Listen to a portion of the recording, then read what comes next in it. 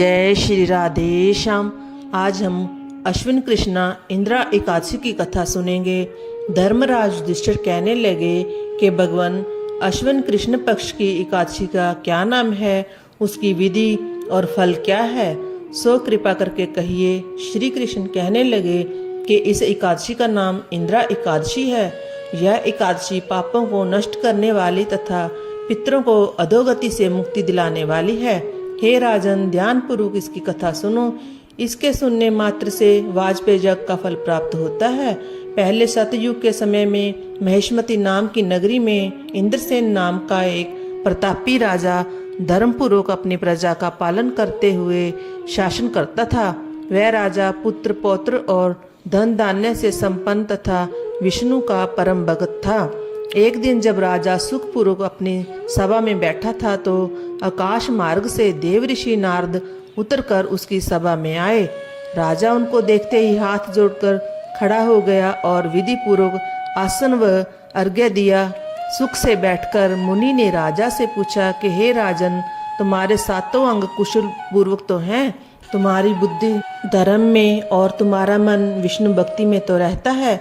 देव ऋषि नारद की ऐसी बात सुनकर राजा ने कहा, हे देव ऋषि, आपकी कृपा से मेरे राज्य में सब कुशल है तथा मेरे यहाँ यज्ञ कर्म आदि सुकृत हो रहे हैं। आप कृपा करके अपने आगमन का कारण कहिए।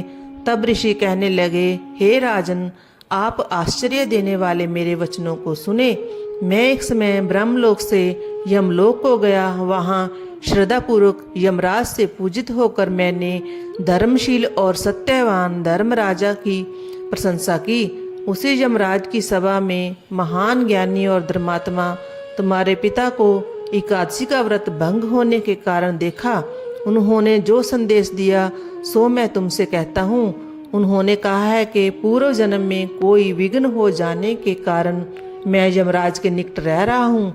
सो हे पुत्र, यदि तुम अश्विन कृष्णा इंदिरा एकादशी का व्रत मेरे निमित्त करो तो मुझको स्वर्ग की प्राप्ति हो सकती है।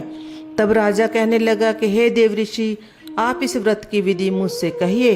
नारद जी कहने लगे कि हे राजन, अश्विन माह की कृष्ण पक्ष की दशमी के दिन प्रातः काल श्रद्धा पूर्वक स्नान आदि से निवृत्त होकर पुनः दोपहर को भी नदी आदि में जाकर स्नान करें। फिर श्रद्धा पूर्वक पितरों का श्राद्ध करें और एक बार भोजन करें तथा भूमि पर शयन करें। प्रातः काल होने पर एकादशी के दिन दातुन आदि करके स्नान करें। फिर व्रत के नियमों को भक्तिपूर्वक ग्रहण करता हुआ प्रतिज्ञा करें कि मैं आज संपूर्ण भोगों को त्याग कर निराहार एकादशी का व्रत करूंगा। हे अच्युत, हे पुंडरीकाक्ष, मैं आपकी शरण में हूँ, आप मेरी रक्षा करना। इस प्रकार नियम पूर्वक शालिग्राम की मूर्ति के आगे विधि पूर्वक श्राद्ध कर योग्य ब्राह्मणों को फलाहार का भोजन करावें और दक्षिणा देवें। पितरों के श्राद्ध से जो बच जाए उसको सूंघकर गौ को दे तथा धूप दीप गंध पुष्प नैवेद्य आदि सब सामग्री से ऋषिकेश भगवान का पूजन करें। रात में भगवान के निकट जागरण करें।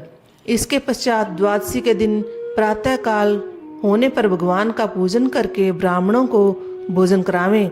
भाई बंधुओं, स्त्री और पुत्र सहित आप भी मौन होकर भोजन करें। नारद जी कहने लगे कि हे राजन, इस विधि से यदि तुम आलस्य रहित होकर इस एकादशी के व्रत को करोगे तो तुम्हारे पिता अवश्य ही स्वर्गलोक को जाएंगे। इस प्रकार उपदेश देकर नारद जी अंतर्ध्यान हो गए। नारद जी के कथनानुसार राजा द्वारा अपने बांधवों तथा दासों सहित व्रत करने से आकाश से पुष्प वर्षा हुई और उस राजा का पिता गरुड़ पर चढ़कर विष्णु लोक को गया। राजा इंद्रसेन भी एकादशी के व्रत के प्रभाव से निष्कंटक राज करके अंत समय में पुत्र को सिंहासन पर बैठाकर स्वर्गलोक को गया। हे युधिष्ठिर, यह इंदिरा एकादशी के व्रत का महत्व मैंने तुमसे कहा।